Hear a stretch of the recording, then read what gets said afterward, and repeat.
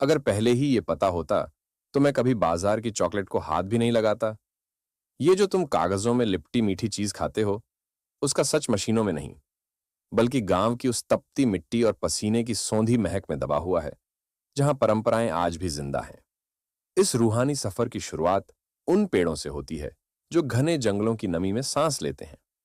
Cocoa के वे भारी लाल पीले फल जब पेड़ से अलग होते हैं, तो ऐसा लगता है मानो प्रकृति अपना कोई गहरा राज खोल रही हो। उन फलों के भीतर से निकले सफेद मखमली बीजों को जब केले के पत्तों की गर्माहट में दबाया जाता है, तो शुरू होता है किण्वन का वह धीमा और जादुई खेल। 5 दिनों तक पत्तों के नीचे दबे ये बीज जब अपनी कड़वाहट को एक भीनी सी सुगंध में बदलते हैं, तो पूरे इलाके में गांव की वह सौंधी सुगंध फैल जाती है जो आपको मिट्टी से जोड़ देती है।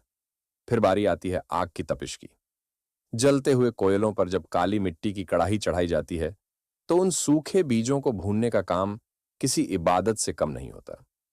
भूनते समय जब कोको के बीज चटकते हैं और उनकी बाहरी खाल झलकर अलग होती है, तो उस धुएं में रची बसी मिट्टी की खुशबू आपके फेफड़ों में गांव की सादगी भर देती है।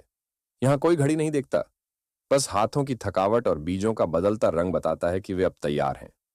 असली संघर्ष तो तब शुरू होता है जब उन भुने हुए बीजों को पत्थर के भारी सिलबट्टे पर रखा जाता है।